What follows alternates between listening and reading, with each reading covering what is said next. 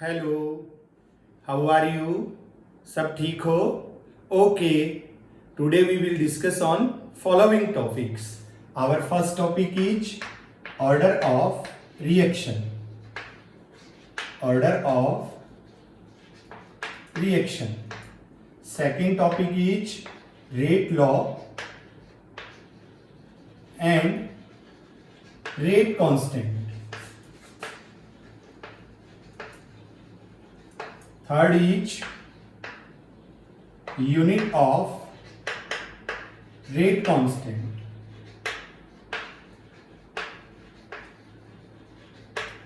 Fourth is pseudo order reaction.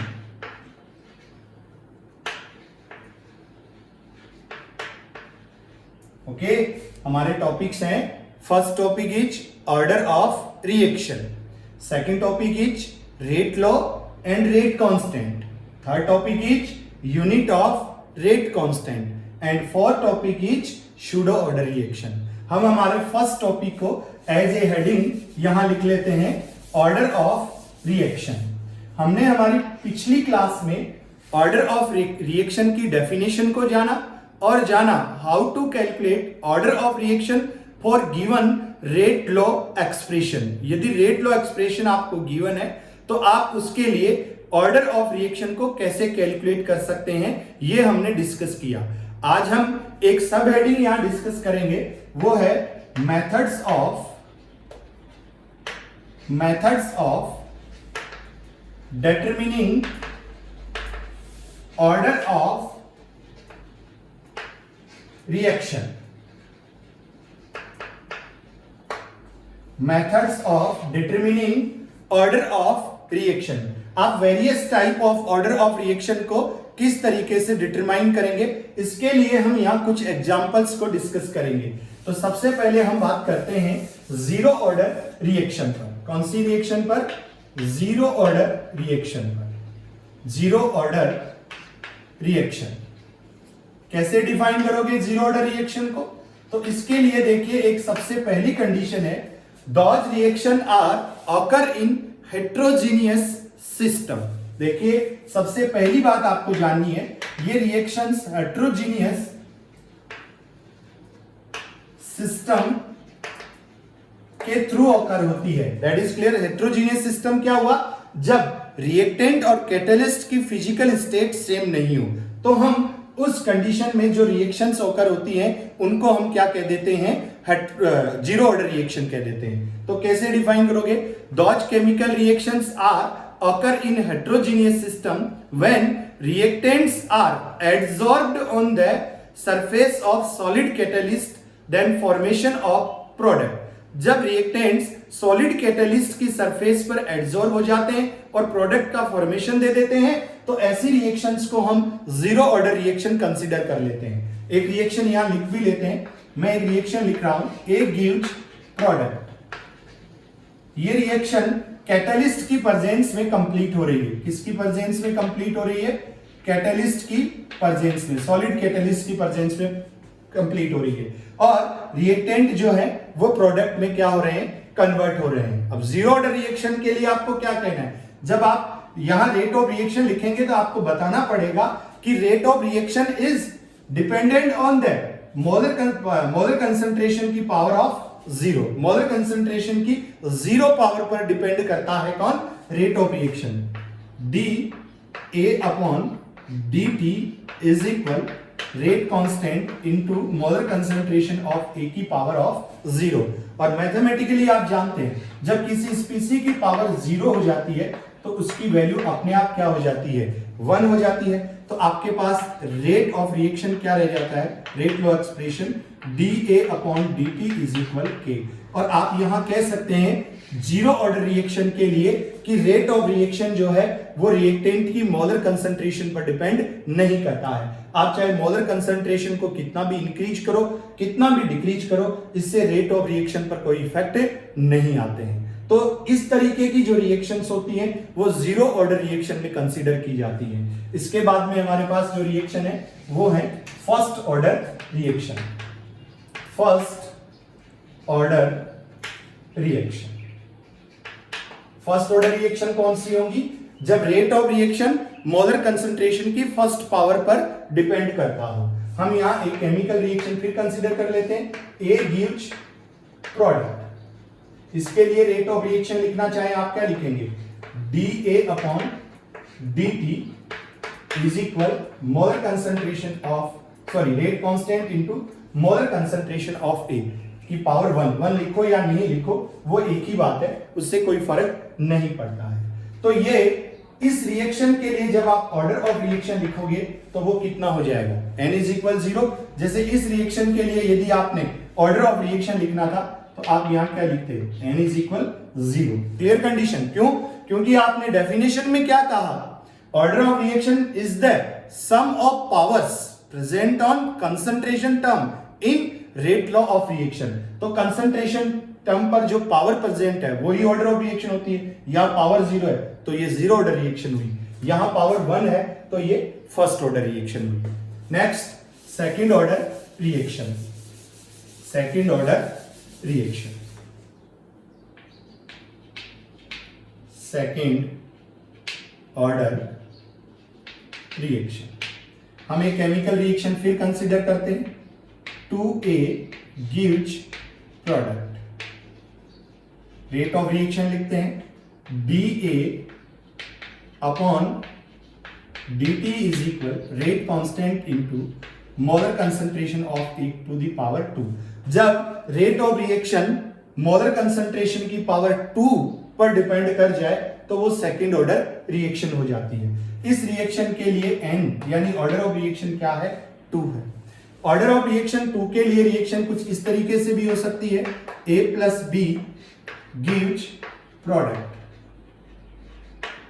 इस रिएक्शन के लिए ऑर्डर ऑफ रिएक्शन आप A की हेल्प से भी लिख सकते हैं, आप B की हेल्प से भी लिख सकते हैं। हम A की हेल्प से यदि order of reaction rate of reaction लिखें तो आप क्या लिखेंगे? dA upon dt is equal rate constant into molar concentration of A into molar concentration of B। और यहां मोलर कंसंट्रेशन की पावर का टोटल करके यदि ऑर्डर ऑफ रिएक्शन लिखें तो n is equal 1 plus 1 is equal 2। और ये कौन से ऑर्डर की रिएक्शन हो जाती है? Second order reaction. इस रिएक्शन के लिए हम रेट लॉ एक्सप्रेशन को कुछ इस तरीके से भी लिख सकते हैं यदि एक स्पेशल कंडीशन यहां अप्लाई कर दी जाए। स्पेशल कंडीशन क्या अप्लाई कर दी जाए? When molar concentration of A is equal है molar concentration of B।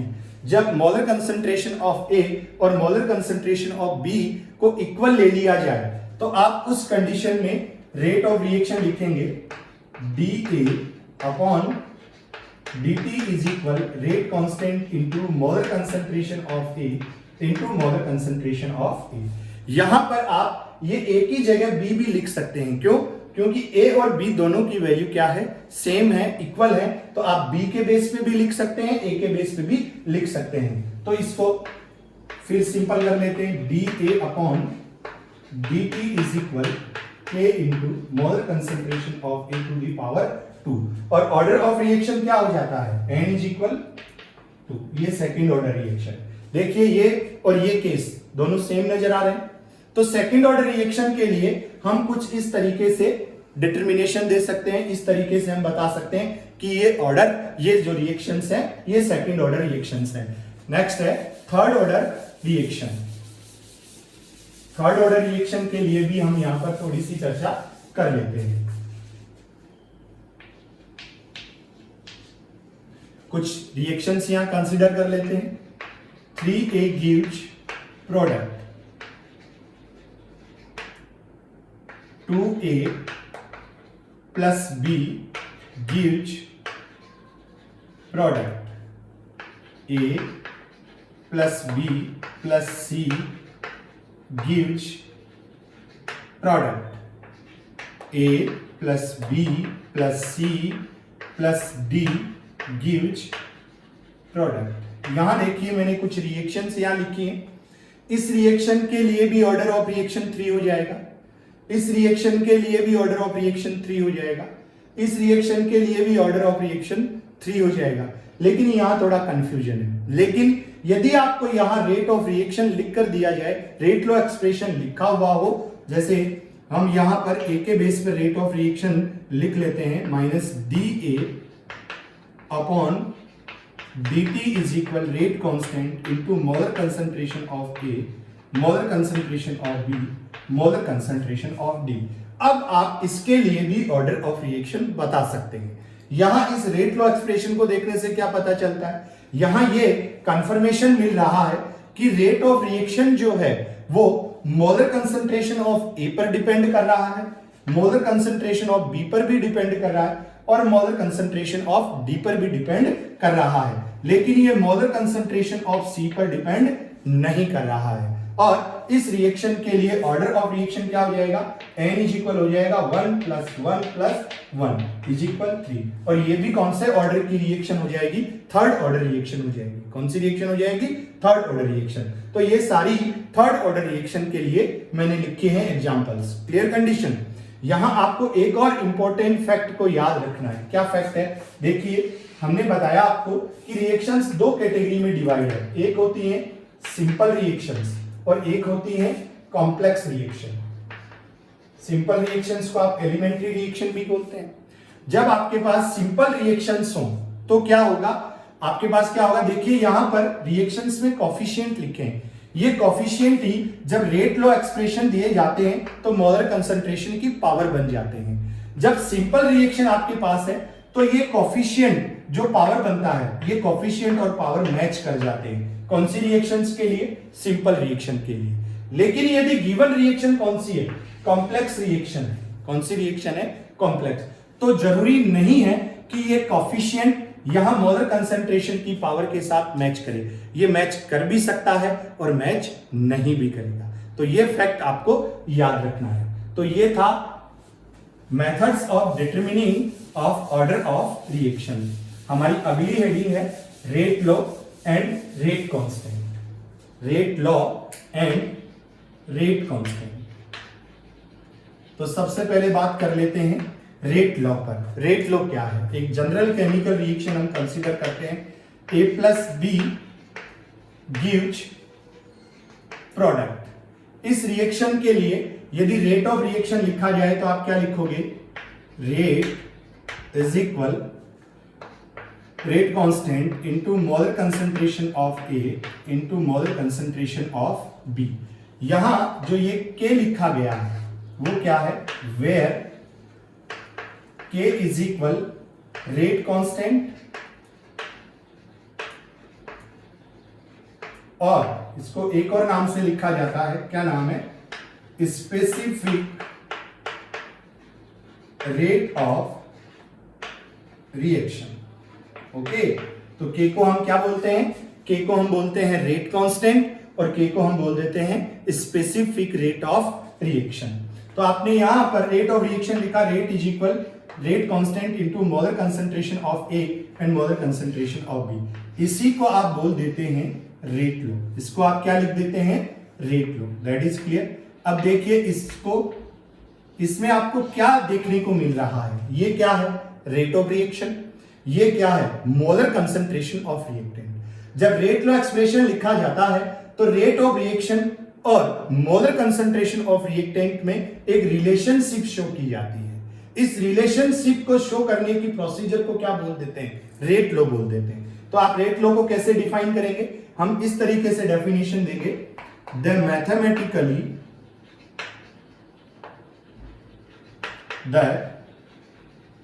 Mathematically relationship of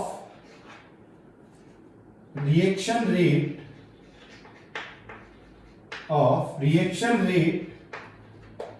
with concentration of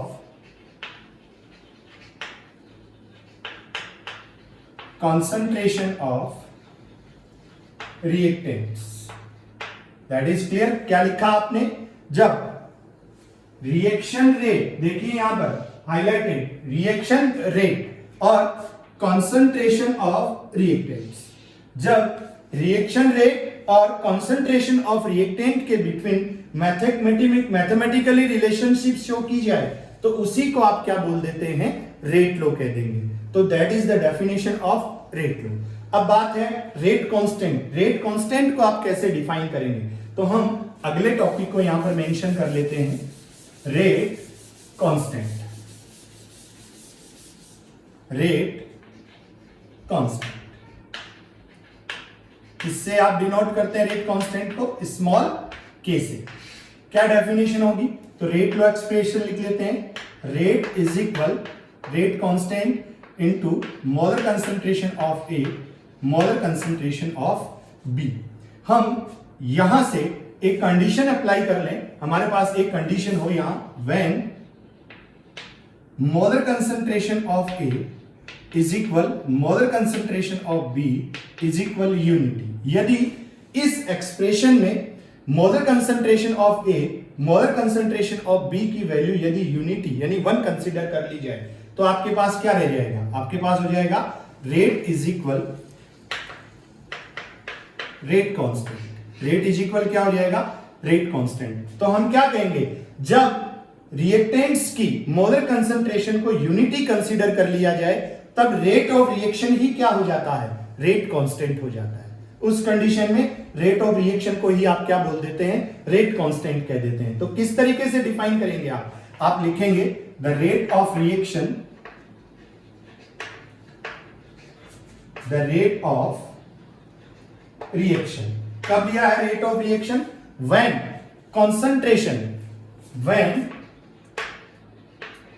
concentration of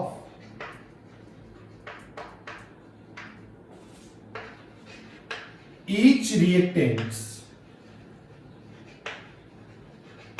in reaction is क्या कंसीडर करनी है, 1, दैट मीन्स यूनिटी।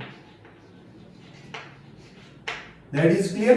क्या लिखा आपने, the rate of reaction. Rate of reaction ही क्या है, रेट कांस्टेंट है, लेकिन कब लेना है रेट ऑफ रिएक्शन को, when concentration of each reactant, सारे रिएक्टेंट्स की कंसंट्रेशन रिएक्शन में, किसमें, रिएक्शन में क्या कंसीडर कर ली जाए, यूनिटी। यदि 1 कंसीडर कर ली जाए उस कंडीशन में जो रेट ऑफ रिएक्शन होता है उसी को आप क्या लिख देते हैं, रेट कांस्टेंट लिख देते हैं। तो इस तरीके से आप रेट कांस्टेंट को डिफाइन करेंगे। That's clear. हमारी नेक्स्ट हेडिंग है आज के लिए, वो होगी यूनिट ऑफ रेट कांस्टेंट। हम रेट कांस्टेंट की यूनिट्स को किस तरीके से लिख पाएंगे। तो हमारी नेक्स्ट हेडिंग है यूनिट्स ऑफ रेट कांस्टेंट। देखिए, यूनिट ऑफ रेट कांस्टेंट को लिखने के लिए फिर से हम एक बार रेट लॉ एक्सप्रेशन को लिखना चाहेंगे। Rate law expression for given reaction, A plus B gives product. हम यहां रेट लॉ एक्सप्रेशन लिखना चाहें तो हम क्या लिखेंगे, rate is equal rate constant into molar concentration of A into molar concentration of B। और हम ये कह देते हैं कि rate of reaction molar concentration of A की पावर x और B की पावर y पर डिपेंड करता है। Clear condition. तो हमारे पास यहां क्या हो जाएगा, हम यहां लिख देंगे रेट कांस्टेंट इनटू, ये भी कंसंट्रेशन है, मोलर कंसंट्रेशन है, ये भी कंसंट्रेशन है, तो इसको भी लिख देते हैं कंसंट्रेशन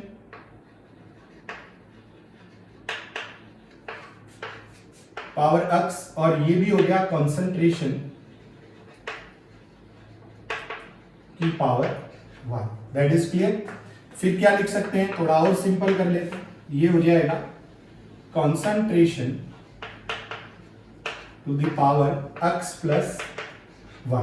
और हम जानते हैं कि कंसंट्रेशन की पावर्स का जो सम होता है उसको आप ऑर्डर ऑफ रिएक्शन कहते हैं, यानी स्मॉल n से रिप्रेजेंट करते हैं। तो आप क्या लिख लेंगे, k into concentration to the power n, that means order of reaction, और ये हो जाएगा रेट। That is clear. ये इसका सिंपल प्रोसीजर हो जाएगा। इसके बाद में हमें यहां यूनिट ऑफ रेट कांस्टेंट निकालना है, तो हम क्या लिखेंगे, unit of rate constant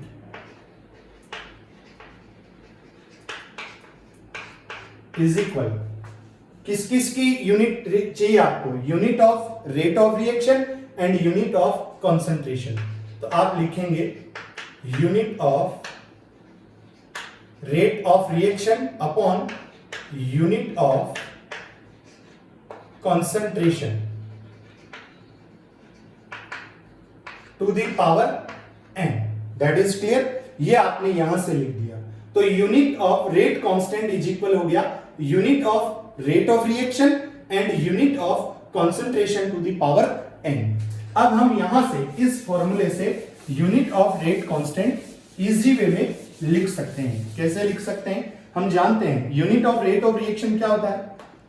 unit of rate of reaction होता है mole litre inverse second inverse upon concentration का यूनिट क्या होता है? Mole litre inverse two the power n। यहां देखिए मोल लीटर इनवर्स की पावर क्या है?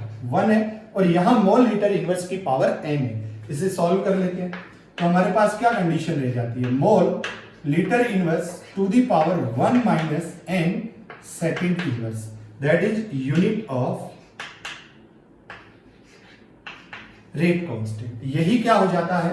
यूनिट ऑफ रेट कांस्टेंट आ जाता है। That is clear? अब आप देखिए यहां per unit of rate constant किस पर डिपेंड करता है? It is dependent on the value of n। यदि n की वैल्यू बदल जाएगी, चेंज हो जाएगी, तो कंफर्म मान के चलिए यूनिट ऑफ k यानी यूनिट ऑफ रेट कांस्टेंट भी चेंज हो जाएगा। कैसे चेंज हो जाएगा? इसको भी हम यहां चेक कर लेते हैं। जस्ट लाइक आपके पास यदि n की वैल्यू 0 है, 0 का मतलब ये कौन सी रिएक्शन हो जाएगी? That is zero order reaction, zero order reaction. तो इसके लिए आप यूनिट ऑफ k कैसे लिखेंगे? तो आप क्या लिखेंगे? यूनिट ऑफ k के लिए आपने लिख दिया n इज इक्वल 0, तो आप लिखेंगे unit of k is equal mole litre inverse two the power 1 minus n की वैल्यू 0 सेकेंड इनवर्स। 1 माइनस 0 का मतलब 1 है, तो आपके पास यूनिट हो जाएगी mole litre inverse second inverse. तो जब जीरो ऑर्डर रिएक्शन गिवन है तो आपके पास रेट कांस्टेंट की यूनिट आएगी mole litre inverse second inverse. That is clear? इसके बाद में यदि आपको n की वैल्यू क्या दे दी जाए? 1। n की वैल्यू क्या गिवन हो? यदि 1 गिवन हो तो वो कौन सी रिएक्शन बन गई? First order reaction, first order reaction. इस कंडीशन में आप कैसे यूनिट ऑफ k लिखेंगे? तो आप लिखेंगे unit of rate constant is equal mole litre inverse 1 और n की वैल्यू भी 1 सेकेंड इनवर्स। 1 माइनस 1 0, और आपको बताया जब किसी स्पीसी की पावर 0 तो उसकी वैल्यू 1, तो आपके पास यूनिट ऑफ k क्या रह जाएगा? Second inverse. तो फर्स्ट ऑर्डर रिएक्शन के लिए रेट कांस्टेंट की यूनिट क्या बन जाती है? सेकेंड इनवर्स हो जाती है। और इसी तरीके से आपको यदि सेकेंड ऑर्डर रिएक्शन दी जाए तो आप यूनिट ऑफ k कैसे कैलकुलेट करोगे? n इज इक्वल 2 गिवन है, तो आप यूनिट ऑफ k लिखेंगे unit of k is equal mole litre inverse 1 minus n की वैल्यू 2 ले लिया आपने सेकेंड इनवर्स। 1 माइनस 2 तो बच गया क्या रिजल्ट? -1। तो मोल को यदि -1 से मल्टीप्लाई किया तो ये मोल इनवर्स, -1 को -1 से तो प्लस बन गया, लीटर हो गया सेकेंड इनवर्स। तो जब गिवन रिएक्शन सेकेंड ऑर्डर होगी तो आपके पास यूनिट ऑफ रेट कांस्टेंट क्या हो जाएगा? Mole inverse litre second inverse. और इसी बेस पर आपको जब n की वैल्यू कोई भी गिवन है तो आप उसके लिए order of reaction sorry unit of rate constant आप कैलकुलेट कर सकते हो किसी भी ऑर्डर ऑफ रिएक्शन के लिए। जब n की वैल्यू सपोज दैट 3/2 गिवन है, आप कैसे उसके लिए यूनिट ऑफ k कैलकुलेट करोगे? कोई प्रॉब्लम नहीं है, आप लिखेंगे unit of k is equal mole litre inverse two the power 1 minus 3/2 second inverse. 3/2 का मतलब क्या होता है? 1 एंड हाफ, 1 में से माइनस हुआ तो माइनस हाफ रह गया, माइनस हाफ को मोल से मल्टीप्लाई किया तो mole minus half, litre minus litre inverse को माइनस हाफ से मल्टीप्लाई किया तो लीटर प्लस हाफ बन गया सेकेंड इनवर्स। तो ये हो जाएगी यूनिट ऑफ k जब ऑर्डर ऑफ रिएक्शन है 3/2। तो इस तरीके से यूनिट ऑफ रेट कांस्टेंट को आप क्या कर सकते हैं? आइडेंटिफाई कर सकते हैं और उनको लिख सकते हैं। That is clear. इसके बाद में आज की हमारी जो नेक्स्ट हेडिंग है वो है pseudo order reaction. Pseudo order reaction, pseudo order reaction का मतलब क्या होता है? देखिए, इस वर्ड का मतलब हम जनरली आपको बताते हैं। सूडो ऑर्डर रिएक्शन ये होती है, जैसे आपने एक बात सुनी है, हाथी के दांत खाने के और दिखाने के ओर, यानी जो दांत हाथी के हमें दिखते हैं उनसे वो खाना नहीं खाता और जिनसे खाना खाता है वो हमें नजर नहीं आते हैं। कुछ ऐसी ही बात सूडो ऑर्डर रिएक्शन में देखने को मिलती है। कैसे देखने को मिलती है, चलिए देखते हैं। हम एक जनरल केमिकल रिएक्शन कंसीडर करते हैं, A+B gives product. That is clear. A+B gives product. इस रिएक्शन के लिए आपसे दो बात मैंने पूछी। यदि मैंने कहा व्हाट इज द मॉलिक्यूलरिटी, आप बिल्कुल जवाब दे देंगे 2। मैं कहूंगा what is the order of reaction, आप कह देंगे 2। यहां आपको बताने में बिल्कुल भी प्रॉब्लम नहीं आएगी। आपको मॉलिक्यूलरिटी पूछी जाएगी, आप कह देंगे मॉलिक्यूलरिटी कितनी है 2। आपको पूछा जाए order of reaction, no doubt आप कह देंगे ऑर्डर ऑफ रिएक्शन भी कितना है 2 है। That is clear. ओके, लेकिन अब हम यहां कुछ ऐसा कर दें कि रेट ऑफ रिएक्शन जो है वो B की मोलर कंसंट्रेशन पर डिपेंड नहीं करे और किस पर डिपेंड कर जाए, A की मोलर कंसंट्रेशन पर डिपेंड कर जाए। यहां मैंने क्या कहा कि हम कुछ ऐसा चेंज करें कि रेट ऑफ रिएक्शन जो है वो B की मोलर कंसंट्रेशन पर डिपेंड नहीं करे और A की मोलर कंसंट्रेशन पर डिपेंड करे, तो क्या होगा? उस कंडीशन में हम रेट ऑफ रिएक्शन लिखेंगे minus dA upon dt is equal rate constant into molar concentration of A into B की मोलर कंसंट्रेशन क्या हो जाएगी, कांस्टेंट हो जाएगी। That is clear. जब ये दोनों, ये भी कांस्टेंट, तो इनसे एक नया कांस्टेंट आपको मिल जाता है K डैश। क्या कांस्टेंट मिल जाता है? K dash. और रेट ऑफ रिएक्शन क्या हो जाता है, dA upon dt is equal rate constant into molar concentration of A। आपके पास रेट लॉ एक्सप्रेशन कुछ इस तरीके से आ जाता है। अब आपसे पूछा जाए कि यहां मॉलिक्यूलरिटी क्या है और ऑर्डर ऑफ रिएक्शन क्या है, तो आपके जवाब बदल जाएंगे। आप कहेंगे इस केस में मॉलिक्यूलरिटी तो अभी भी क्या है, 2 है, लेकिन ऑर्डर ऑफ रिएक्शन क्या हो गया, मॉलिक्यूलरिटी। ऑर्डर ऑफ रिएक्शन क्या हो गया, ऑर्डर ऑफ रिएक्शन अब क्या हो गया, 1 हो गया। That is clear. क्यों? क्योंकि अब जो रेट ऑफ रिएक्शन है वो केवल मोलर कंसंट्रेशन ऑफ A पर डिपेंड करता है, B पर डिपेंड नहीं करता है, तो ऑर्डर ऑफ रिएक्शन 1 हो गया। तो ऐसी केमिकल रिएक्शंस जब मॉलिक्यूलरिटी और ऑर्डर ऑफ रिएक्शन डिफरेंट हो तो उन केमिकल रिएक्शंस को सूडो ऑर्डर रिएक्शन कहते हैं। तो आपको समझ में आई कि कैसे ये हाथी के दांत खाने के और दिखाने के अलग अलग है। नजर कुछ और आ रहा है, वाकई में जो है वो रिजल्ट कुछ और ही है, लेकिन ऐसा क्यों है उसको हमें जानना है। लेकिन इससे पहले जो आपके पास ये रिएक्शंस हैं, इस रिएक्शन को, जब ऐसी रिएक्शन जिनके लिए मॉलिक्यूलरिटी 2 हो और ऑर्डर ऑफ रिएक्शन 1 हो, तो उनको सूडो फर्स्ट ऑर्डर रिएक्शन भी कहते हैं। क्या कहते हैं? Pseudo first order reaction. इनको कहते हैं सूडो फर्स्ट ऑर्डर रिएक्शन। देखिए, मॉलिक्यूलरिटी और ऑर्डर ऑफ रिएक्शन डिफरेंट है, तब तो वो है सूडो ऑर्डर रिएक्शन। लेकिन स्पेशल केस यहां अप्लाई किया कि मॉलिक्यूलरिटी 2 हो और ऑर्डर ऑफ रिएक्शन 1 हो, तो उनको कहते हैं सूडो फर्स्ट ऑर्डर रिएक्शन। वो सूडो ऑर्डर तो है, लेकिन वहां फर्स्ट ऑर्डर आ गया, इसलिए इनको सूडो फर्स्ट ऑर्डर रिएक्शन कहते हैं। That is clear. लेकिन अब हमें यह जानना है कि ऐसा क्यों हुआ कि रेट ऑफ रिएक्शन जो है वो B की मोलर कंसंट्रेशन पर डिपेंड नहीं कर रहा है और A की मोलर कंसंट्रेशन पर डिपेंड कर रहा है। तो इसका जवाब होगा कि जब हमने B की मोलर कंसंट्रेशन बहुत ज्यादा ली, गौर से सुनिए, B की मोलर कंसंट्रेशन हमने बहुत ज्यादा ली और A की मोलर कंसंट्रेशन हमने बहुत कम ली। मेरी बात एक बार फिर से सुनिए, B की मोलर कंसंट्रेशन बहुत ज्यादा है और A की मोलर कंसंट्रेशन बहुत कम है, इसलिए B की मोलर कंसंट्रेशन क्या हो गई, कांस्टेंट हो गई। और रेट ऑफ रिएक्शन किस पर डिपेंड कर गया, A की मोलर कंसंट्रेशन पर डिपेंड कर गया, इसलिए हमने यहां मॉलिक्यूलरिटी लिखी 2 और ऑर्डर ऑफ रिएक्शन लिखा 1। लेकिन आपके दिमाग में फिर ये आएगा कि ज्यादा लेने पर ये कांस्टेंट क्यों हो गया। तो मेरी एक छोटी सी बात सुनिए, इस क्यों कांस्टेंट हो गया। दो फ्रेंड थे, ऐसे समझिए आप, दो फ्रेंड थे, एक फ्रेंड ए और दूसरा फ्रेंड बी। दोनों फ्रेंड एक बार मेले में गए, फेयर में गए। दोनों फ्रेंड के पास क्या था, एक फ्रेंड के पास जेब में पॉकेट में 2 रुपए थे और एक फ्रेंड के पास पॉकेट में 10,000 रुपीज थे। दोनों का मेले में जाने के बाद में आइसक्रीम खाने का जी कर गया, यानी उनकी आइसक्रीम खाने की इच्छा हुई।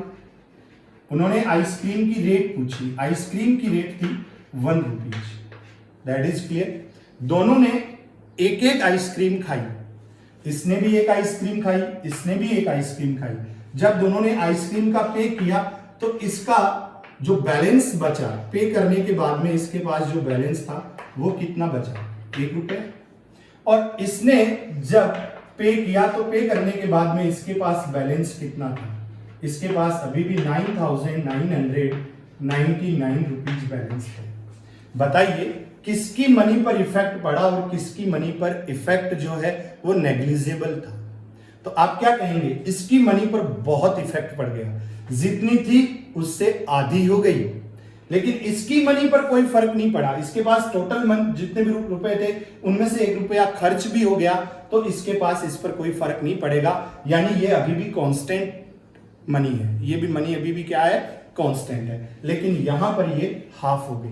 तो यही बात थी कि जब बी की मोलर कंसंट्रेशन बहुत ज्यादा ली गई तो उसको क्या कर लिया गया, कांस्टेंट कर लिया गया, और ए की मोलर कंसंट्रेशन जब बहुत कम थी तो उसकी कंसंट्रेशन पर क्या कर गया, रेट ऑफ रिएक्शन डिपेंड कर गया। तो ये था आपका जवाब कि क्या रीजन था कि ए और बी की मोलर कंसंट्रेशन को वेरिएबल लिया गया, तो रेट ऑफ रिएक्शन ए पर क्यों डिपेंड करेगा। आपको समझ आई होगी मेरी बात। That's all. इसके बाद में कुछ प्रॉब्लम्स हम यहाँ शेयर करने वाले हैं। क्या प्रॉब्लम शेयर करेंगे कि जब concentration rate is equal rate constant into molar concentration.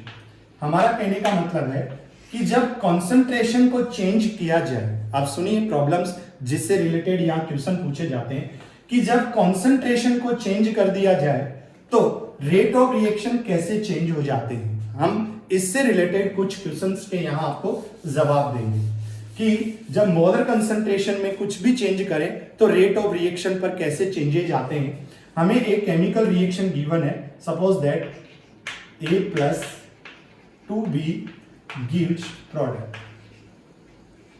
हम इसके लिए रेट ऑफ रिएक्शन यहां कंसीडर कर लेते हैं। Rate is equal rate constant into molar concentration of A into molar concentration of B to the power 2। That is clear. हम पहले A की मोलर कंसंट्रेशन में चेंज करके रेट ऑफ रिएक्शन पर बात कर लेते हैं, उसके बाद में B की मोलर कंसंट्रेशन में चेंज करके हम बात करेंगे रेट ऑफ रिएक्शन पर। हमारा कहने का मतलब है कि जब रिएक्टेंट की मोलर कंसंट्रेशन को डबल कर दिया जाए या रिएक्टेंट्स की मोलर कंसंट्रेशन को हाफ कर दिया जाए तो रेट ऑफ रिएक्शन पर क्या इफेक्ट आएंगे, कैसे चेंजेज आएंगे। देखिए आप कैसे बताएंगे। तो मैंने यदि एक ही कॉन्सेंट्रेशन को यदि डबल कर दिया तो फाइनली रेट ऑफ रिएक्शन भी क्या हो जाएगा, डबल हो जाएगा। यदि एक ही मोलर कंसंट्रेशन को मैंने 3 टाइम बढ़ा दिया तो रेट ऑफ रिएक्शन भी 3 टाइम बढ़ जाएगा। एक ही मोलर कंसंट्रेशन को 4 टाइम बढ़ा दिया तो रेट ऑफ रिएक्शन भी 4 टाइम बढ़ जाएगा। अब हम बात करते हैं बी। यदि बी की मोलर कंसंट्रेशन को मैंने 2 टाइम इंक्रीज किया तो रेट ऑफ रिएक्शन कितना हो जाएगा, तो 2 की पावर 2 कितना हो जाता है, 4। तो rate of reaction 4 time increase होगा। यदि आपने कंसंट्रेशन डबल की तो रेट ऑफ रिएक्शन 4 टाइम बढ़ जाएगा। यदि आपने कंसंट्रेशन को 3 टाइम इंक्रीज किया तो 3 की पावर कितनी हो जाती है, 9। तो rate of reaction 9 time increase हो जाएगा। और यदि आपने 4 टाइम इंक्रीज किया तो rate of reaction 16 time increase हो जाएगा। That is clear. तो ये तो था जब इंडिविजुअल कंसंट्रेशन को इंक्रीज किया जाए, यदि इनको वेरिएबल किया जाए। अब हम इन दोनों को साथ चेंज करें तो क्या फर्क पड़ेगा, यानी ए और बी को एक साथ यदि चेंज करें तो क्या फर्क पड़ जाएगा। देखते हैं क्या फर्क पड़ जाएगा। मान लीजिए आपने ए की मोलर कंसंट्रेशन को 2 टाइम यानी डबल किया और बी की मोलर कंसंट्रेशन को 3 टाइम इंक्रीज किया तो क्या इफेक्ट आएगा, तो आपके पास क्या रिजल्ट आ जाएगा। इसको 2 टाइम इंक्रीज किया और इसको आपने कितने टाइम इंक्रीज किया, 3 टाइम। तो 3 का स्क्वायर कितना हो जाता है, 9। और 9 इंटू 2 कितना हो जाता है 18, rate of reaction 18 time increase हो जाएगा। आप इस तरीके से इनके जवाब दे सकते हैं। ए की मोलर कंसंट्रेशन को 2 टाइम इंक्रीज किया, बी की मोलर कंसंट्रेशन को 3 टाइम इंक्रीज किया, तो रेट ऑफ रिएक्शन 18 टाइम क्या हो जाएगा, इंक्रीज हो जाएगा, 18 टाइम बढ़ जाएगा। और यदि आपको यह कहा जाए कि आपने ए की मोलर कंसंट्रेशन को हाफ कर दिया और बी की मोलर कंसंट्रेशन को आपने क्या कर दिया, डबल कर दिया। ए की मोलर कंसंट्रेशन को क्या कर दिया, हाफ, और बी की मोलर कंसंट्रेशन को क्या कर दिया आपने, डबल कर दिया, तो आपके पास रेट ऑफ रिएक्शन कितना हो जाएगा, 2 का स्क्वायर कितना हो गया 4। रेट ऑफ रिएक्शन कितने टाइम बढ़ जाएगा, 2 टाइम। यदि आपने ए की मोलर कंसंट्रेशन को हाफ और बी की मोलर कंसंट्रेशन को डबल किया तो रेट ऑफ रिएक्शन जो है वो 2 टाइम इंक्रीज हो जाएगा। That is clear. तो इस तरीके से आपको क्वेश्चंस पूछे जा सकते हैं, इस तरीके से आपको प्रॉब्लम पूछी जा सकती है। एक और प्रॉब्लम यहां पर हमारे से पूछी जा सकती है, जस्ट लाइक आपको एक रिएक्शन गिवन है, A plus B gives product, और यहां आपको कहा गया कि जब A की कंसंट्रेशन को डबल किया जाए, A की कंसंट्रेशन को क्या किया जाए, डबल किया जाए, तो रेट भी कितना हो जाता है, डबल हो जाता है। और B की कंसंट्रेशन को यदि डबल किया जाए तो रेट 4 टाइम इंक्रीज हो जाता है। कितने टाइम इंक्रीज हो जाता है, 4 टाइम इंक्रीज हो जाता है। ऑर्डर ऑफ रिएक्शन बताइए, what is the order of reaction, इस रिएक्शन के लिए ऑर्डर ऑफ रिएक्शन क्या होगा। तो नो डाउट जो कंडीशन आपको गिवन है उसके बेस पे आप क्वेश्चन को लेके आइए। फर्स्ट कंडीशन में आपने क्या कहा कि आपने कंसंट्रेशन को डबल किया तो रेट ऑफ रिएक्शन भी क्या हो गया, डबल हो गया, तो rate is equal rate is directly proportional molar concentration of a की मोलर कंसंट्रेशन पर डायरेक्टली डिपेंड है। और सेकंड केस में आपने कहा कि जब आपने कंसंट्रेशन को क्या किया, डबल किया, तो रेट ऑफ रिएक्शन कितने टाइम बढ़ गया, 4 टाइम, तो rate is directly proportional b to the power 2। दोनों इक्वेशन को एक साथ लिखा जाए तो आप क्या लिखेंगे, rate directly proportional molar concentration of A and molar concentration of B. तो ऑर्डर ऑफ रिएक्शन क्या हो गया, n की वैल्यू क्या आ गई 3, तो ये थर्ड ऑर्डर रिएक्शन हो गया। तो इस तरीके से आप इन क्वेश्चंस को रिप्लाई कर सकते हैं, इन क्वेश्चंस के आप जवाब दे सकते हैं। आज के लिए इतना ही। आज के लिए मैंने आपको बताया order of reaction, rate law, rate constant, unit of rate constant and pseudo order reaction. आपने मुझे इतना ध्यान से, आत्मीयता से और तल्लीनता के साथ सुना, इसके लिए many many thanks. That's all.